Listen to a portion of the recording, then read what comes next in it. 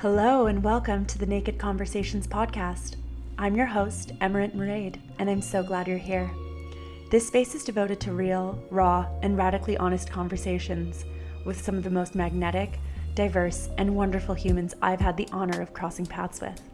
From mystics to makers, teachers to truth seekers, this is a home for anyone craving depth, connection, and clarity. At the heart of this podcast is a mission to unshame the human experience. We're here to dismantle the silence, to bring to light what we've been taught to hide, and to reclaim our voices through storytelling. Whether we're unpacking grief, celebrating joy, exploring sensuality and identity, or getting curious about what it really means to live an authentic and meaningful life, nothing is off limits here. This is a community built through conversation, a place where you get to feel seen, embraced, and reminded that you're never alone. So get cozy, stay open, and let's get naked in the most soul-expanding, liberating way possible. Welcome to Naked Conversations. Hello, my dears. It is an absolute pleasure to be joining you today from this episode of Naked Conversations. Today, I speak with Holi Dilks, who is a women's mentor, a somatic therapist devoted to women's work, supporting women to return home to themselves. Holi guides women through deconditioning from inherited expectations and reconnecting with their body's intuition and inner knowing. Her work is a celebration of women, creating spaces where women can slow down, feel deeply, and remember who they are beneath conditioning and survival patterns. Rooted in embodiment and connection, Holi supports women to cultivate self-trust, emotional safety, and a felt sense of belonging within themselves. At the heart of her offerings is a deep devotion to women's work. Her work is shared through one-to-one mentorships, immersive retreats and workshops, online experiences, ceremonies, and transformational spaces designed to support women at every stage of their journey home to themselves. In this conversation today, we discuss the pathway home to oneself, connecting to oneself through a variety of different means and methods, and recognizing the truth at the center of who you truly are. It was such an absolute pleasure to be chatting with Holi from Sedona, Arizona, and to be sharing in space with her and to be really in the presence of a woman who truly lives her work. I'm so excited to be sharing this episode with you today, and I really hope that you glean from it just the importance of being with oneself and standing with oneself and standing with one's truth in the center of all things through every single initiation that we go through, the importance of truly coming back home to ourselves, coming back home to the truth of who we are, and this radical sort of reclamation of who we are. I'm so excited to be sharing this episode, and I really hope that it illuminates for you and expands you to the potentiality and the possibilities of truly living a life of your dreams. Well, welcome to the Naked Conversations podcast. We were just having Yoo-hoo! we were just having a little conversation about ovulation and the end of the year of the snake, and yeah, just feeling a kind of crunchy energy that's going on right now of like, okay, well, this is really the end. So even in a time of ovulation, I'm also ovulating. I'm not feeling so fantastic either. I'm feeling a little bit of like a pain in my chest. Last night, I was like, ooh, there's something that kind of needs to be pumped out. Yes, And I don't yes, mean milk. yes. And I'm experiencing the same with my, like physically, my breasts are also like swollen and tense. And yeah, it's really like this something that I get to really see, like because of my work and working with so many women, is that like so often most of us are feeling like this way, you know. So I'm having so many conversations like this past week with so many women that we are all just, you know, feeling like we cannot do anything anymore, and I'm exhausted and I'm tired and I cannot and I'm in pain and da, da, da, da. All of these things. It's So so it's always fascinating. good to know that we are that we are in it together. Absolutely. And I really think it's through like conversations as well, like that we have around like the feelings that we have. Like we really recognize that we're all in this feminine current together. And these Yes. aren't conversations that are kind of spoken to in the wider world. You don't necessarily hear them or see them, um, you know, in in in day-to-day life, for example, in the West. Yes. You don't see that in common narratives, let's say. But there is definitely a current that happens of like, oh, I can see you, I hear you, I know exactly what you're talking to because I've been feeling it Yes, too. yes. Yes, exactly. Yes, and for me, this is really, like so much of the conditioning that we experience and this very silencing energy that we feel as women. We are not allowed to share. We are to this, to that, to share it and to put it out. Like that conditioning has very much been a part of like disconnecting us from that fact that actually like we are all connected to something that we don't know what we are connected to because we all move in the same cycles and we experience things at the same time. And yeah, it's something that's so important for us to just bring, just to share, because 99.9% of the time you're gonna get like, me too. A deep Me sense of too. like, I also feel like that. Yes. yeah, it's kind of like an empathetic holding of the field, I feel, when women can speak to this kind of thing together and really reconnect back to Yes. something that's true yet unseen undercurrent Yes, yes. of life Yes. and a pulse of life that is kind of really, to get deep with it, but I think that it's really the current of life itself that women are deeply connected For to. sure. And it's like For it sure. can't be controlled and it can't be dominated and it can't be told to go one way or another. For example, in nature, right? Like, people try to clear cut forests and within 2 years, like, oh, well, Mother Nature just laughs because it's only going to Yes, grow back yes. again. It's just a regeneration Yes. of life, death, and rebirth, right? It's that whole cyclical process that we've kind of disconnected ourselves from, I think, in the West at least. But I do really believe that it's starting to come back in a in a major way. Yes, yes, yes. We are seeing it come back more now. Actually, this week I was having a conversation around the moon cycles, and that as women, we, when we are together a lot, we can connect on our cycles, right?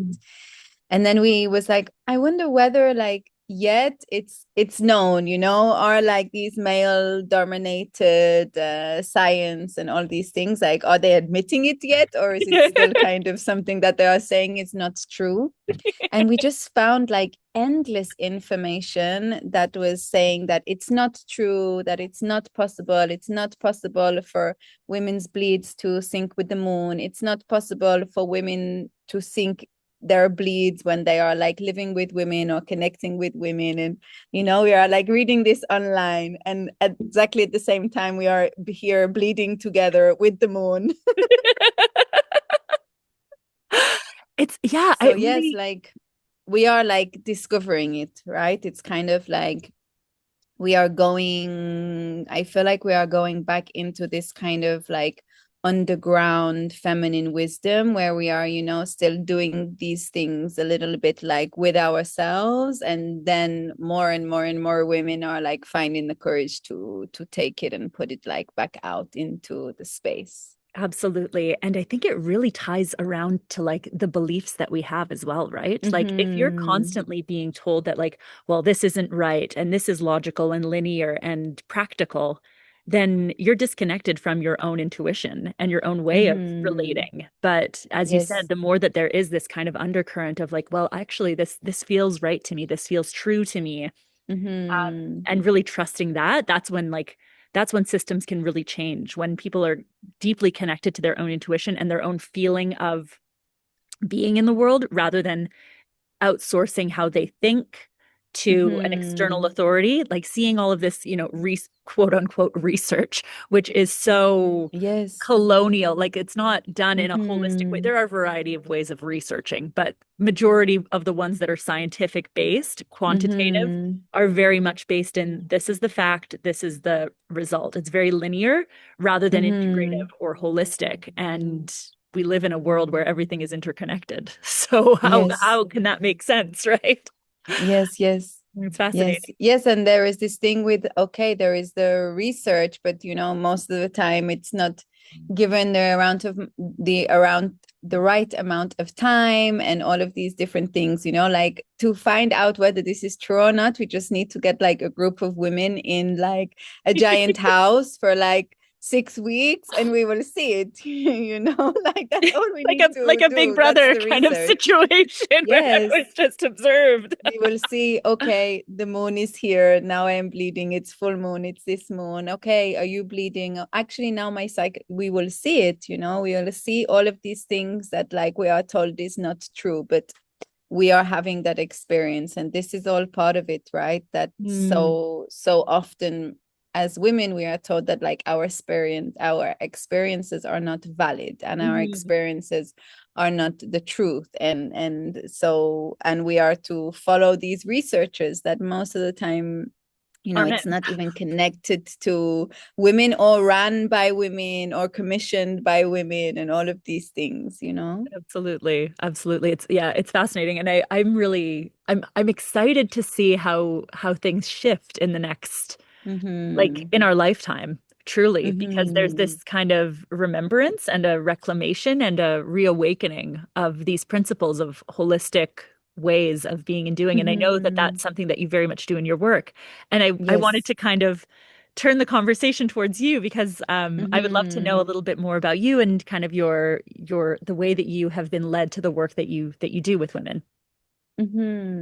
So exactly as you just said about the remembrance and the reclamation, that's the root of everything that I'm doing, everything that I'm being actually, and everything that I'm doing. And something that I always say, like in my spaces, like this is not a journey about having to learn something or gain something that we don't know. It's here. It's not something new. I didn't create everything that I'm bringing. I just had the journey of already remembering it and know its importance. And now I'm sharing these practices with you so you can remember it too, so it can be reignited inside of you because it's there, it's ours. Like all of this, all of these things that we are remembering as women and that we still have to remember.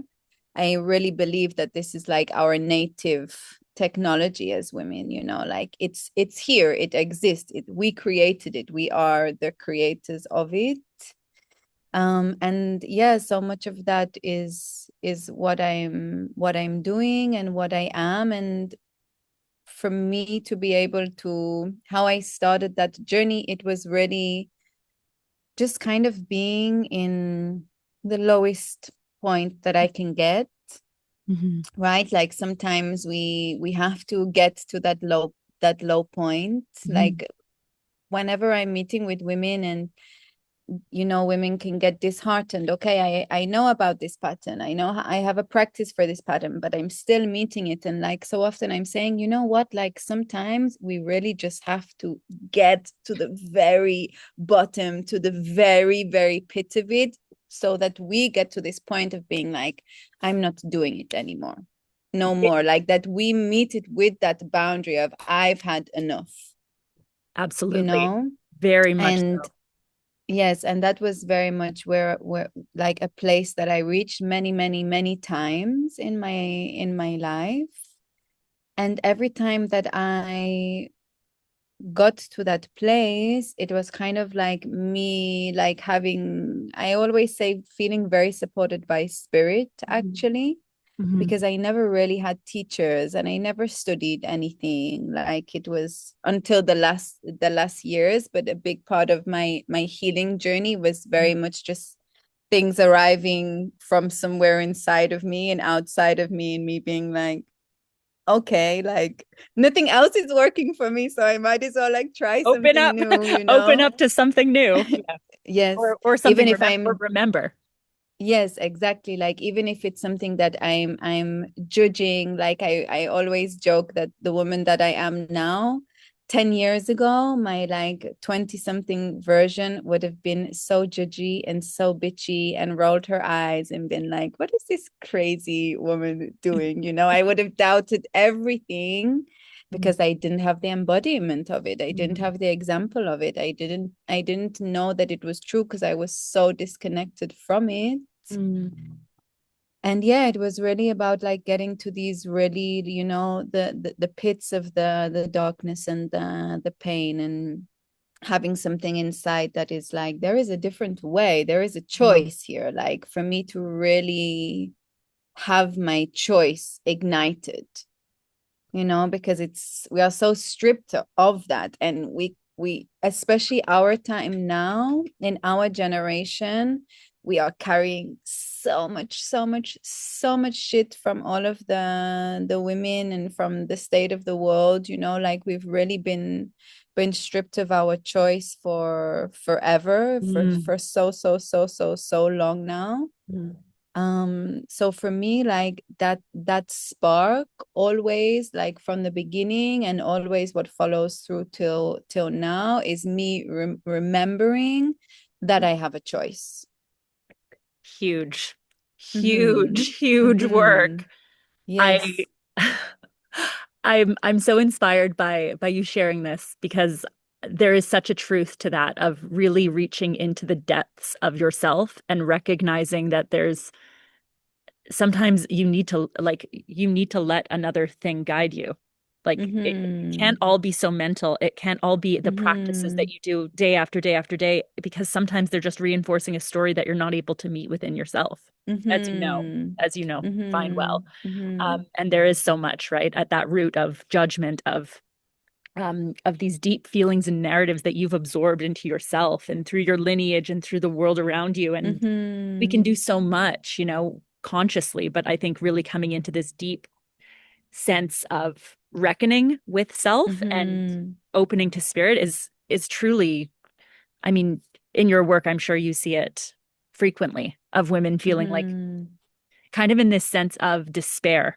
Like, what more can Yes, I do? exactly. Like, Yes. what more do I need to do in order to be enough, in order to be happy, in Mm-hmm. order to XYZ? Mm-hmm. And it comes back to this linear thinking and this linear logic of like, if I do this, then I will be happy. And it's like, there's Yes. a whole other kind of reclamation that needs to happen internally of meeting that. Mm-hmm.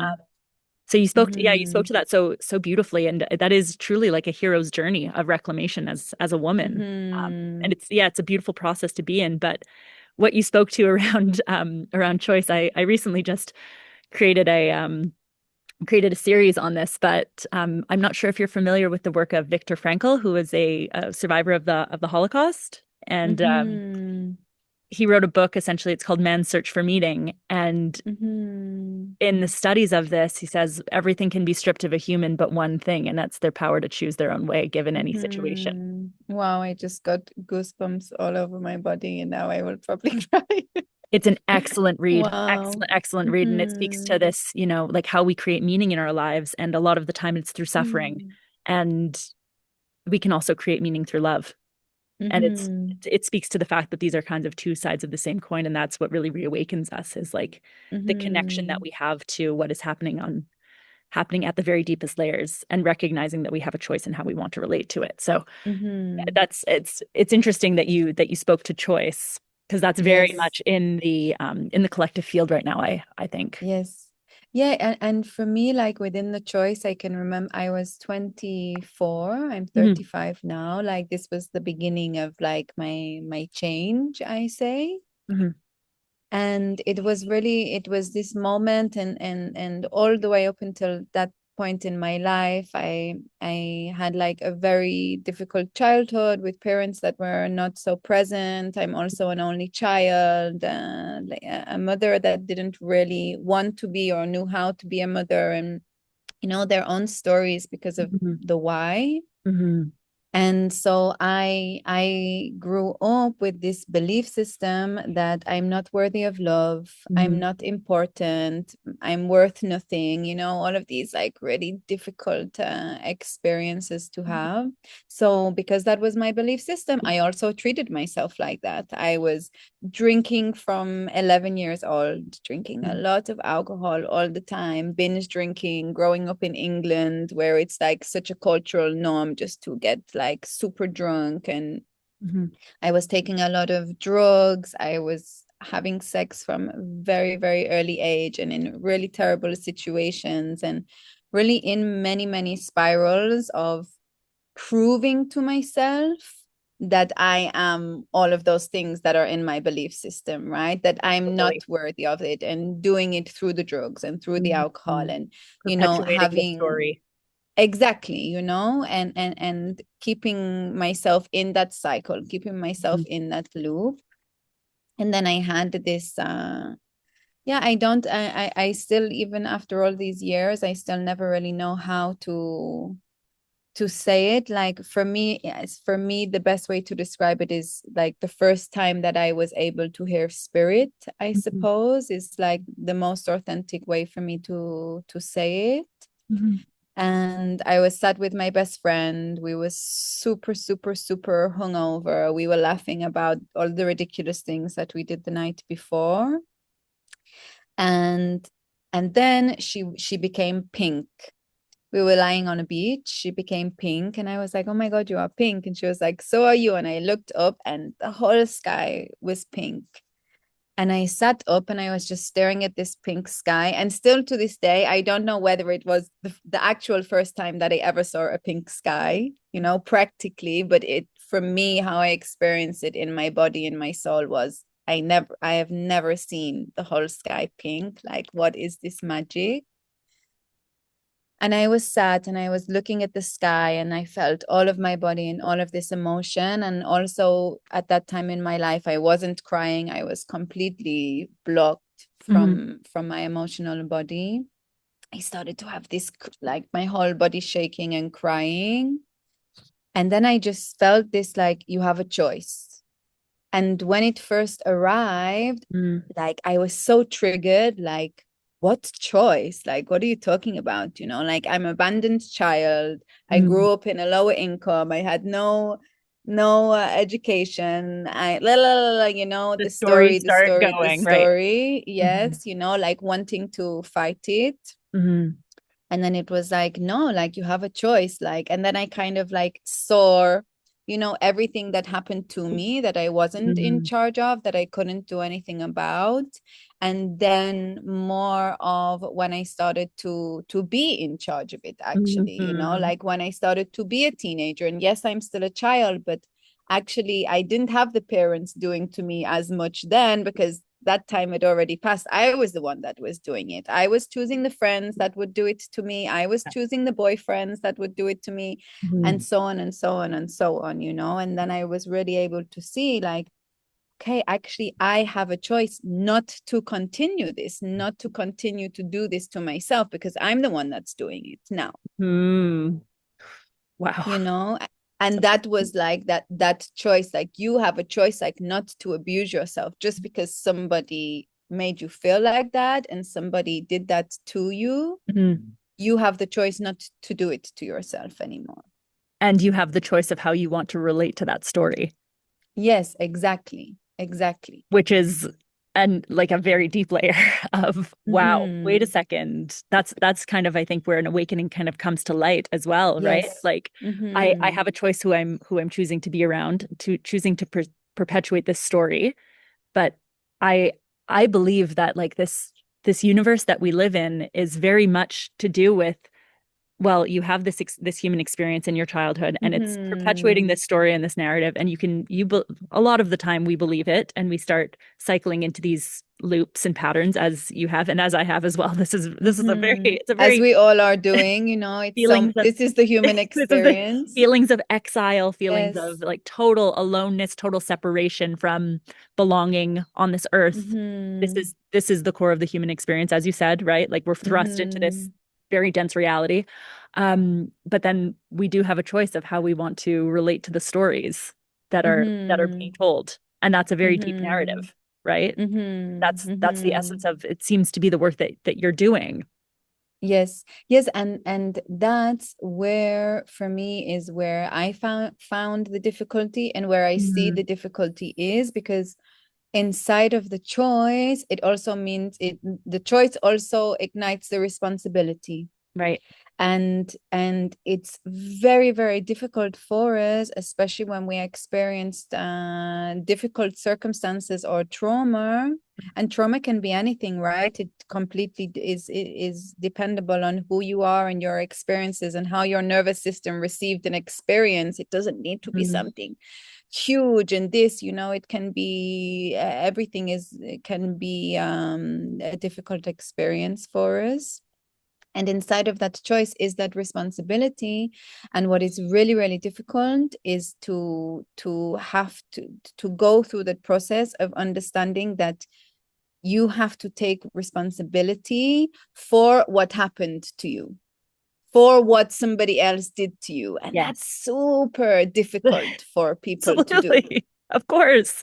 Of You know? course. Of course. Of course. It's like a reclamation of the energy itself. Yes. It's Yes. it's not what happened. It's not necessarily what happened. It's the emotion that it like elicited within you that is something that you need to reclaim. And Yes. it doesn't necessarily need to be something that was fair or right Mm-hmm. or anything like that. Like there can be an Mm-hmm. inherent sense of the injustice that happened, and there Mm-hmm. can be a grief around it. But then ultimately the responsibility around that is something absolutely, it is so hard to rise to Mm-hmm. meet that. And I think it does Yes. require this kind of holding, and I Mm-hmm. think so many people haven't grown up with a sense of feeling belonging or feeling held or feeling, Mm-hmm. you know, okay with that, like to break down, to feel that Yes. sense of opening that Mm-hmm. spirit provides through the natural Yes, environment, through exactly. connection, etc. So Mm-hmm. yeah, that's a very important important point that you just spoke to. I feel. Yes, yes, with the responsibility, like also what I've like discovered in doing the work with myself and then passing it on to others is also within the responsibility is the victim, Of course. right? And when we are being held as the victim, Hmm. which because somebody else did to us, then that also interferes with the responsibility. And it's all makes sense, of course, of course, I don't want to have to take responsibility for the fact that I treat myself this way because my mom never made me feel loved. Mm. It's really, really, really annoying, to have to step into that. Okay, now I need to take responsibility for something that somebody did to me, Mm. and something that I always bring in because that's something that I know that we meet. It makes so Mm. much sense that we are going to meet that, but to connect more to that choice and to start like igniting this sense of freedom from Mm. being that victim, I always work with myself and always bring the suggestion to the women that I work with, like, can we work with the acceptance? Yes. Like, can we work with accepting Mm. that's what happened, and taking responsibility for the acceptance, Hmm. and then moving from that place, not taking I take responsibility for everything that happened. No, and we should not also. Mm. We were possibly the victims of something. Mm. We can have been the victims of something, but the responsibility is going to support us in not continuing to be the victim. Correct. And Totally. that's supported by us bringing in that acceptance of like, okay, I accept what happened to me, and I can still feel it, and it can still be present in my life, but with that responsibility of that acceptance, I'm also giving myself freedom. I'm also giving myself space to not only be that, to be something else as well. I think it's also really important to recognize, the ways that we even benefit from that mentality in Mm-hmm, our mm-hmm, lives. There's so mm-hmm, much that comes with, holding on to a story of victimhood, right? And it does kind of mm-hmm. shield ourselves from the responsibility in a lot of ways, Yes, because yes, in our lives completely. where, oh, this Mm-hmm. happened to me, that happened to me, and it's like, oh my God, you poor thing is like Yes. the response, like, oh, that must have been really hard.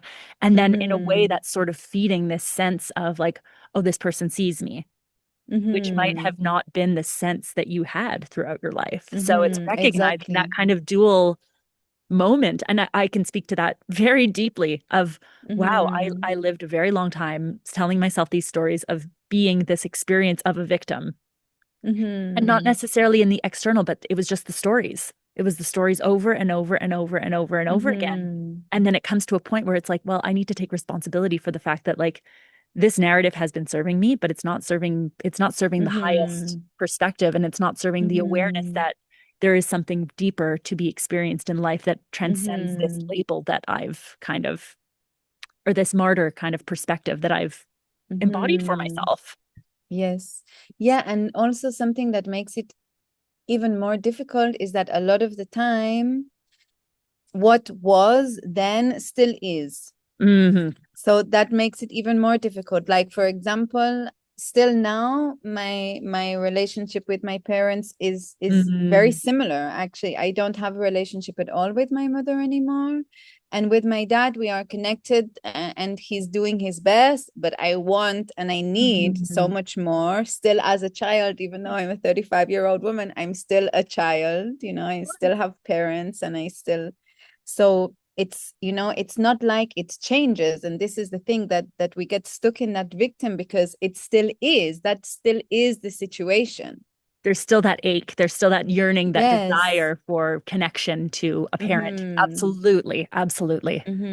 Yes. Something that I met this week in my work was meeting that one of the women that I work with, she's meeting this dynamic inside of a relationship, and I brought to her, like, do you feel like it's possible that you are receiving something now that is feeding an older version of you? So this is why you are in this, like, this is so many older versions of myself are present. Okay, like, is she receiving something that she's been waiting for her whole life since she was 4 years old?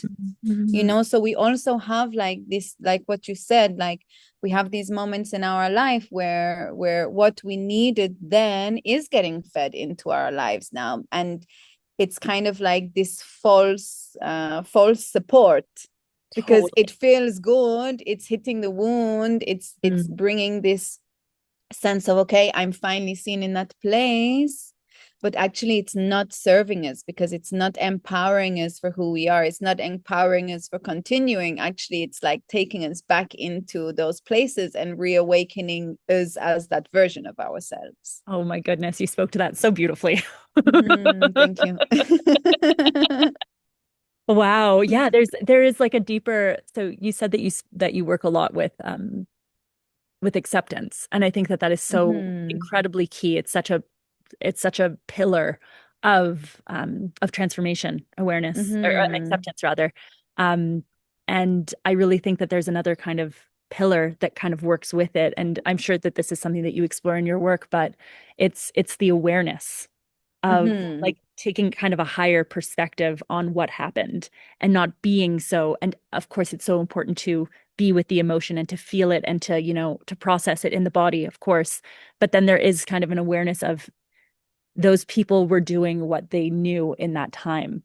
And they are moving from their own kind of perspective and their own aware of their own, you know, their own wounds, their own traumas, etc. And there is kind of this awareness piece of that we're all here on this human plane doing the best that we can with the tools that we have and the experiences that we have, and recognizing when you invite spirit, source, kind of consciousness into this, it's like, oh, there is a different way of seeing this outside of the human perspective and the human, you hurt me, I hurt you.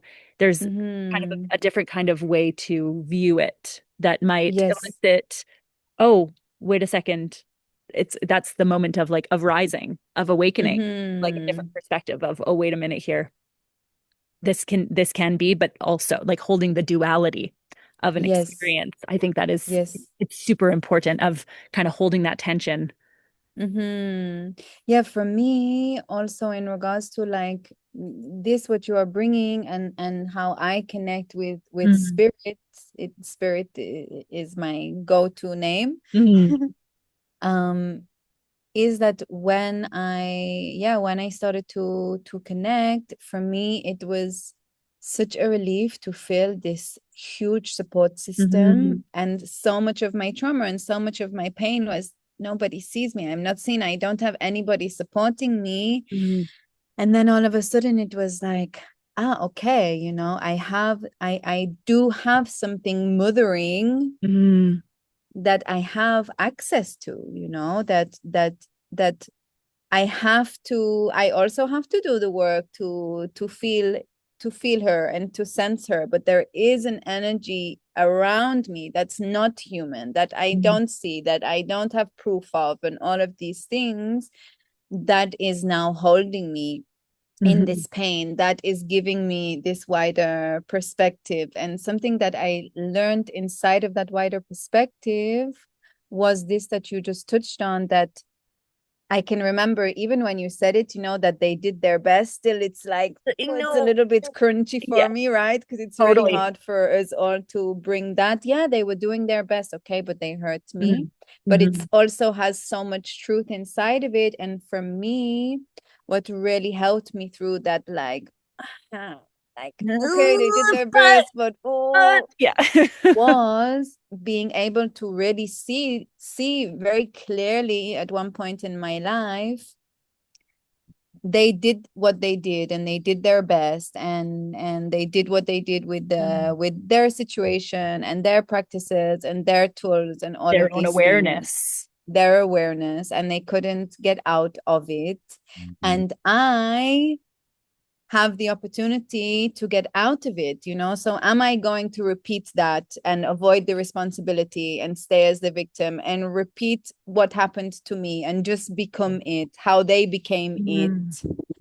Or am I leaning into this like wider support system that I don't really know anything about, but I feel something there, and then understanding that gives me that wider awareness to also be like, okay, I can change that. Actually, I don't have to repeat it after me. My mother was abandoned by her mother also. So for me, it's like, okay, after me, if I'm going to do this work and not be the victim of my mother and of her mother, then my child is not going to be the victim of me in this way. Like I have that awareness now to change it. And that awareness was supported by this like spiritual holding. 1,000%. And I think it's so important that you just spoke to this kind of this wound around the mother. Which I think we could probably speak at length around as well, right? this relationship that we have to being held, to being supported and nourished in this world and in this way. And how that becomes kind of a pillar of support as well, in connection to awareness that lies beneath all things. It's our connections to our matrilineal line, our mothers, our grandmothers, and how disconnected they have felt from their own intuition and their own sense of self and sense and wholeness, and how the world has not been kind to provide that space and that safety and that holding in a balanced way. So I think it's very interesting that you kind of spoke to that. And I know in my own journey that has been massive as well, of where like I think I am the person. I know I am the person to break that that line of not feeling safe and not feeling fully expressed and not feeling like I have a place in the world and not feeling a sense of belonging, and coming into that kind of relationship internally and recognizing all of that pain and that shame and that sadness that you currently experience. It's like, well, they were holding that as well, and that's what was driving their narrative. And it's up to myself to like hold that at this altar and kind of devote myself to this relationship to it that doesn't need to be so shamed and oppressed and twisted really in the world, because if what we don't meet or what we don't own will own us ultimately. Yes, exactly. And also a part of that is also our connection to the earth, right? Because we were taken away so much from our earth-based practices as women, and in all of the matriarchal history, in all of like the times that we can still find this like information, the earth-based practices and the connections to the earth, the planting and the seeding and the communication with the earth was such an important part of us being connected to who we are as women, to our magic, to our intuition, to all of these things, right? So we have kind of this, it's extra complicated because we have this human experience of being a woman and just constantly having things taken away from ourselves and receiving this conditioning. And also we have the spiritual part of that taken away from us as well, because we were, women were put in the houses, and this is your role, is to stay in the house. And before that, women were considered as property, and we're not allowed to do anything. So we have this deep. yeah, we have this super complicated thing where we lost connection to who we are as humans, and we lost that spiritual support of who we are Mm, as women as well, mm, you know. So there's like so much to remember and so much to reclaim and so much to go back to. It's like a never ending cycle, you know, the of cycle. everything that we need to do, you know, for Mm, ourselves, for each other, for the next generations. I always like to say that we really need to acknowledge and have in our awareness that this thing that we are talking about now, the remembering and the reclamation and the coming back to that we are not only human, that we are connected to something else as well. It's really important that we have it in our awareness, that we can experience it both as a blessing and as a curse. mm-hmm. Because when it's like this narrative that it's pushed onto us that like it's only a blessing, and then we have women that are for the first time allowing themselves to feel so much that they feel like it's breaking them and they are never going to survive what they are feeling. Mm-hmm. Well, that feels like a curse, you know. Mm-hmm. So to take acknowledgement of that, like it's really really difficult work. It's not easy Mm-hmm. work, because if I'm doing this work to remember myself, to take care of myself, then I'm having to remember many things that were also really really painful. Mm-hmm. Absolutely. Yeah. And I Mm-hmm. think you speak to that in a very beautiful way, in the sense that I think that there can be so many ways that we say, oh, well, this is so beautiful, and it's like a remembrance and it's a reawakening. And it this leads into like a different conversation that I've been kind of ruminating on, but the ways that we kind of Mm-hmm. say that things can be good and bad, right? Like this Mm-hmm. dichotomy between the two things. And it's like, oh no, it just is Mm-hmm. what it is. It doesn't have to be Mm-hmm. good, it doesn't have to be bad, but it can be life. It can be all the things. It can be the cycle. Mm-hmm. You can be in that Mm-hmm. cycle and be held in that Mm-hmm. cycle, particularly when you're with other women who are in community, who are holding you and who are kind of going through similar processes of change and expansion, and remembering 7 generations Mm-hmm. behind them, 7 generations in front of them, and being at that Yes. center point here and now, remembering for the, Mm-hmm. for the advancement of their lineage and for the advancement of themselves, to Mm-hmm. be in that kind of sacred relationship to life itself with themselves. Mm-hmm. Mm-hmm. Yes, Ah, and the thing that I've discovered, or that I believe in also, is that so much of that journey is about the pain, you know, mhm, because we do have to be able to experience it, to feel it, so that we can transmute it, you know. Like mhm. if we have a pain inside of ourselves, but we are just sprinkling it with some love and light, you know, and it's okay, but we Everything. are not yeah, and we are not taking ourselves into feeling it, Mm, then we are not going to be able to create from that space, because we don't really know what it feels like. completely. And they're even, it's so interesting too, because there are even narratives around that as well, right? Like the Mm-hmm. narratives around, well, yeah, that was the case, but like I'm awakened now. Like I know that that's Mm-hmm. there, but like to truly Mm-hmm. be with that is a messy, dirty, ugly, Mm-hmm. all of those things that we do not want to go to. We do not want to feel it as humans, Mm-hmm. and it's totally normal that we wouldn't want to feel that. That is the essence of Mm-hmm. the human experience, is when the darkness comes, like we do not we do Mm-hmm. not want to see that. We don't want to be there.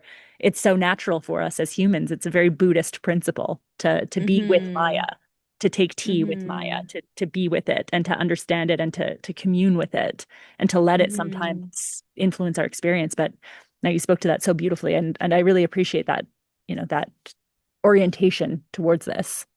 Mm-hmm. Yeah, for me, it's that's what it like it this work, like our existence on how to be, for me, like that's what it is, you know, Mm. like to be able to I see it from this viewpoint of, you know, that I can be working with a woman, or we just know as women and we experience it, you know, these times when we just feel so sensitive, and it's so difficult to be so sensitive, and it's so much, and we are receiving so much information, and like You know, it's so difficult to be in that place, to be receiving all of this information.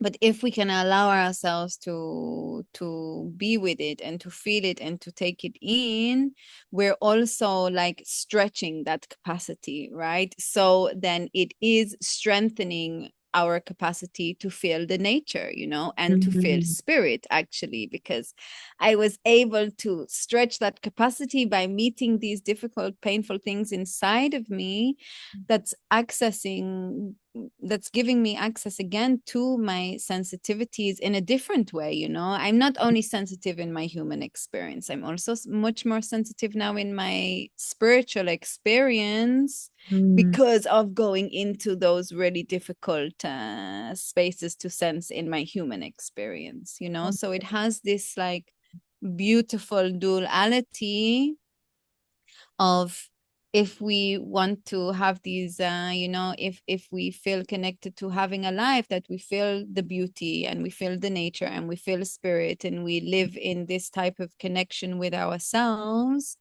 we also have to be really, really, really humble in front of that and be like, okay, if I'm going to feel that side of the spectrum, I got to feel the other side of the spectrum, you know, to be in integrity with the experience.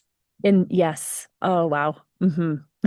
Like to contact, like to make true contact with it opens up an entire new field of the spectrum, because Yes. that's exactly where it exists. It exists in this like kind of contact that we have within ourselves, to that it it sparks something, as you kind of spoke to in your own journey. It's like it when you have that connection, it opens up the field to everything all at once. Like it is the Yes. being in the spiral of life, being at the center of this web of creation experience. And then you can weave different ways of being because you've contacted that.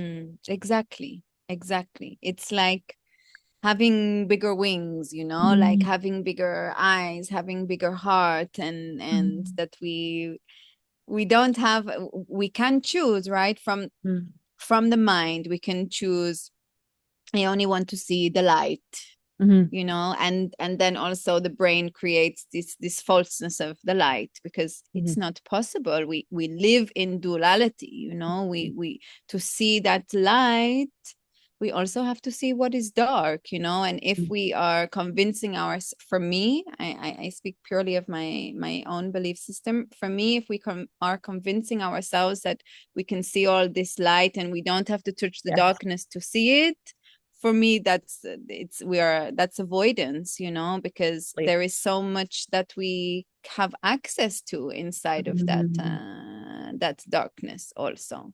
It's the womb of creation. Yes, exactly. This is where we come from, you know. The Yes. potentiality of the dark. It's endless. It's Mm-hmm. endless, endless, Mm-hmm. endless, right? And Mm-hmm. I truly believe that, the more that people can understand that the darkness, or these, averse, these things that we are so averse to, they are like our Mm-hmm. pathway. They're our pathway to Mm-hmm. our Mm-hmm. greatest Mm-hmm. expression. Yes. And as you spoke to, we can't feel one without the other. We can't go to if Mm-hmm. you truly want to feel ecstatic in the world, you need to meet it. You need to meet those Mm-hmm. parts of yourself in a sacred way, in a way that feels Yes. nourishing, and in community, I think is so important for that as well, for us to really understand that Mm-hmm. you're not alone in this.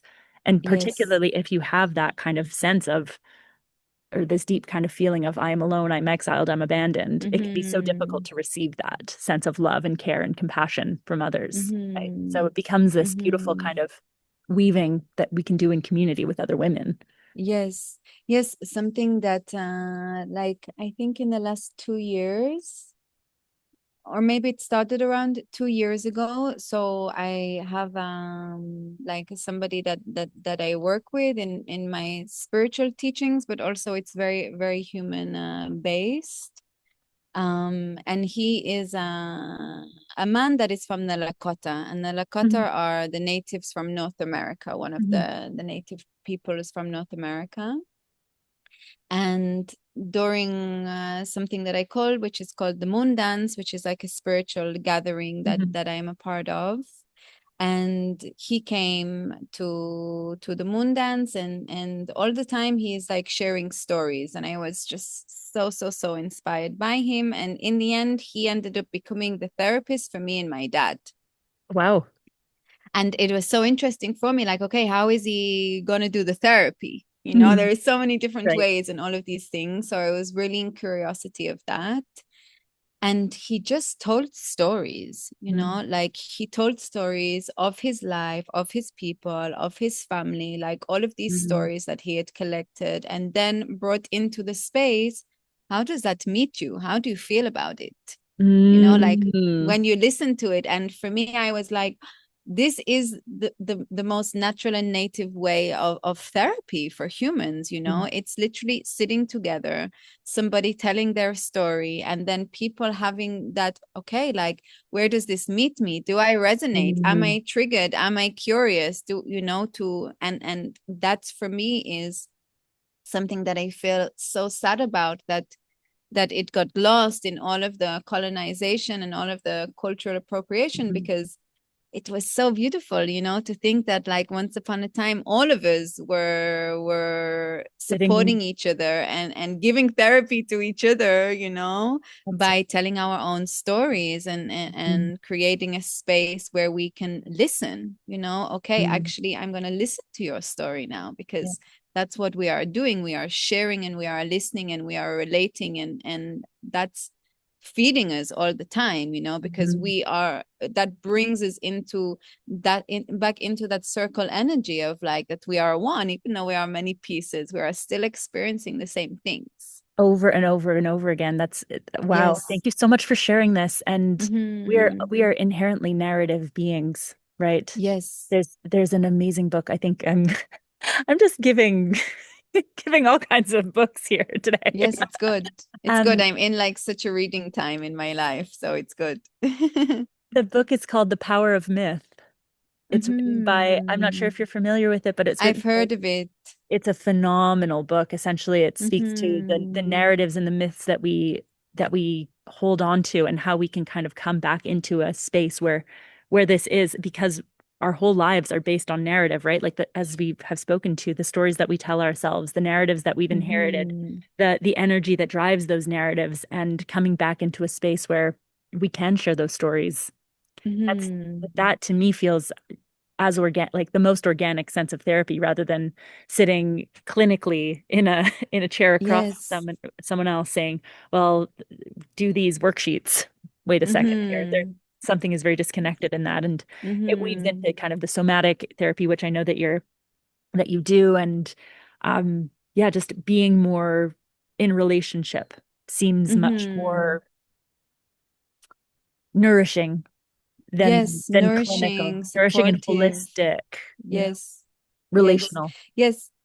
Since having this experience with Mhm. him, it also really inspired my work, because not that when I studied as a somatic therapist, we are not psychotherapists, no. So we are not, inside of all of these rules of emotion and having, but still it's still there, because as it's, we are conditioned that as a therapist we do need to hold a certain, like, energy Mhm. to our clients. And for Mhm. me, I don't ever refer to the women that I work to as clients. Mhm. It can never be, I'm in a relationship with all of these women that are in my Mhm. spaces.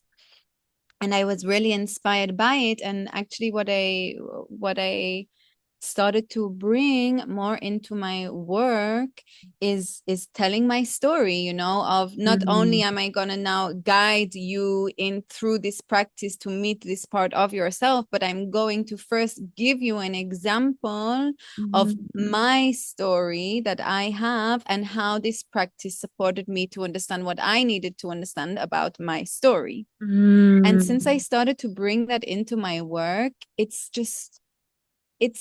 just changed everything so much, because I'm telling my story. So now there is a resonance of, like, okay, Mhm. you are not here and perfect and Yeah, have all of your shit worked out. we're here together. We are here together, and also it gives me that opportunity. Okay, so for example, the practice that I'm gonna take you through, when I did this practice with myself, this is what I met, and then it took me here, and then it's also like, okay, so actually it supports them in understanding how it can move through their body, how they can Mhm. experience it, you know. Mhm. And it was, yeah, this kind of like remembering of coming back to the storytelling and actually how beautiful it is just for me like one of the most supportive things that we can do for each other and for ourselves is humans. And it's so simple, you know. It's like it's one of the first ways that we was relating when we started to speak as humans, you know. And Mhm. it's so yeah, it's so important for us to remember that, and to come back to that, and to realize the importance of it, you know, that Mhm. that somebody can help you and somebody can support you, and they don't need to be above you, or they don't need to Mhm. be here, and they don't need to have da da da da da da da. Maybe Mhm. they just had the same experience as you, and they learned how to hold it better in their Mhm. lives, you know, and that's going to help you. Mhm. Oh, that's so beautifully said. Mm. Mm. Mm-hmm. We have so much to learn from one another. We have so much. Yes, We have everything to yes, learn from yes, one another. And it doesn't yes. need to be a hierarchy. It doesn't need to be Mm-hmm. putting one person in front of another or centering your own perspective, because we have, yeah, I mean, it's a human experience ultimately Mm-hmm. that Mm-hmm. it does. I often spend time with people that are much older than myself, and I Mm-hmm. just feel like there is so much wisdom that is being held by those who are older and that who have had a variety and a diversity of life experiences. And yeah, I just feel like there is such a wealth of knowledge that is held by women in their Mm-hmm. experiences, in their kind of in Yes. their hero's journey, particularly those that are older. Mm-hmm. Yeah, as we first started this conversation, you heard what was going on Mm-hmm. inside. Yes, yes, yes. But yeah, that is so much more of an organic way of relationship, Mm-hmm. coming back Yeah, into and relationship and learning from the different cycles and patterns of what yes. couples bring to the circle.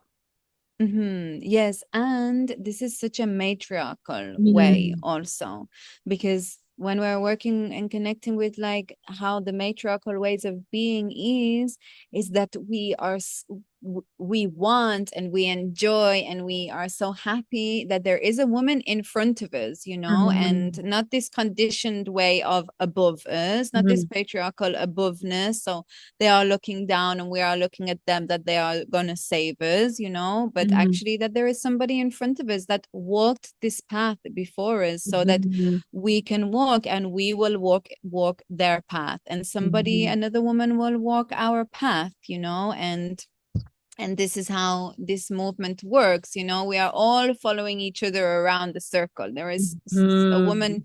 in front of you and behind you all the time, and it's not because, and it's not above you and it's not below Mhm. you, but we are connected to this movement that like we can all support each other, you know, just Mhm. from sharing our life experiences, and also being in this space of like we also have to relearn how to listen, right? Because Mhm. we are so conditioned now to listen only to something that is telling us how to be, or telling us how to act, and what we, all of these things, you know. We don't actually as humans have so much experience nowadays of just being in like a storytelling setting, you know, and just being able to sit there and listen. I suppose like we can, my grandparents have passed now, but we can remember it more from our grandparents, you know, enjoying listening to your grandparents talking. Or It's a slower pace where you're around and you're having a yes, visit and there's tea and yes, it's slower. It's much more yeah, I know exactly what you're speaking to, and I'm sure the listeners will as well. yes. Yes, Yeah. and I'm assuming now, that is a lot less. There's a lot more Mm, grandparents talking and a lot more kids on their phone, not so mm, interested in what grandma or granddad is saying because they're old and what is here is super interesting as a kid or as a teenager. mhm, And for me, it's this is just got to be one of the things that for me it's so simple. We don't have to dive into our trauma, and we don't have to dive mhm, into this and this. We don't have to work really hard. Actually, it's just being able to come back to, can I sit here in stillness and in softness and mhm, in being and like listen to you and see whether I resonate, mhm, and see whether I'm inspired, even see whether I'm like, no, I don't resonate with you at all. But it's not about that, mhm, it's about being in that togetherness and what we mhm. receive when we can be in that togetherness with each other. Oh, I couldn't agree more. It's very much taking up Mm-hmm. the role of the witness. Yes, yes. I'm witnessing this. I'm witnessing what's arising in me. I'm witnessing what is arising in you. And yeah, that is such a sacred art, the sacred art of listening. Mm-hmm. Mm-hmm. Truly, truly sacred to, be and not have to act. And Mm-hmm. my belief is ultimately there is something that is acting for us, acting on Mm-hmm. our behalf, always around us. And we don't Mm-hmm. need to try as hard in our lives to Mm-hmm. constantly make something happen, which is kind of a tangent onto another conversation. But Mm-hmm. yes, it's a very beautiful thing to be able to sit and witness, as you spoke to. Mm-hmm. Yeah, Mm-hmm. come back into this spiral path of knowing that somebody is walking before you, behind you, beside you. Mm-hmm. It's Yes. you're in the web. Mm-hmm. Yeah, we are together. We're together. Makes me so happy. And we're here and now and we're together and Mm-hmm. yes, it's very beautiful. Well, I'm curious to Mm-hmm. know where people can find you, what kind of offerings that you have currently. Mm-hmm. So you can find me on my website and also on my Instagram. It's still a thing for me to be like, you can find me on Instagram, but it's the truth. It's still a process for me to say it, but it's the truth. Um, and my offerings are, yeah, very connected to everything that we've been speaking about. And my offerings are predominantly for women and really, really rooted in sisterhood and really rooted in this resonance and in vulnerability and yeah, really embracing everything that we are as women, and really putting it out there like, okay, I am a million things, I am so many different personalities and so I am so many things. So really embracing that and really working, yeah, with this conditioning of that all of these things that we have to do to be accepted. I'm working a lot with the deconditioning, Mm. and through deconditioning, how I'm bringing it is we are working with deconditioning through somatics and through spirit. Mm. And you can choose, I work with some women that don't consider themselves with having a connection to spirit, and it's okay. There is no, we all have the autonomy to believe and be everything that we are. And then somatics is just this really, really beautiful work where we are really diving into the body's wisdom and learning how to listen to her and Mm. learning how to communicate back to her and learning what she needs, like really, really diving into the body's wisdom when it comes to somatics in my work and the relationship with that wisdom. Mm. Yes, so how people can work with me is I work with women one-to-one. Um, I have beautiful retreats all over the world, actually. I have 3 retreats this year already out there. One is in Mexico, one is in Spain, and another is in Portugal. And I Mm. have online offerings, courses also that are for women. So many different spaces, online, physical, in different parts of the world. Wow. Wow. Thank you so Yes. much for sharing your medicine. And I will be Thank linking all of these you. things in the chat in the notes of the podcast. But thank you so much. This has been such a nourishing conversation to start off a Monday. Yes, thank you so much. Thank you. Thank you for being here and for letting this naked conversation move you. If something stirred in your heart or body, or if you felt seen, softened, awakened, or curious, I'd love to know more. Come find me on Instagram and share what touched you. The intention is to make this a living and breathing relationship, not just a performance. And if you're longing to go deeper, to be met in the raw, and to tend to what's ready to unfold in your soul's calling, my one-to-one sessions are an intimate container for that, where we meet soul to soul, body to body, and in devotion to your truth and your light. You'll find details in the show notes. Until next time.